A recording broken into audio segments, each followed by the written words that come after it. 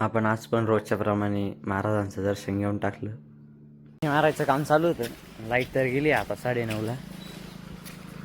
बघू शेडनेटमध्ये किती राहिलं पाणी मारायचं. इकडं पण बरंच राहिलंय. इकडं पोरं भट्टी लावून राहिली.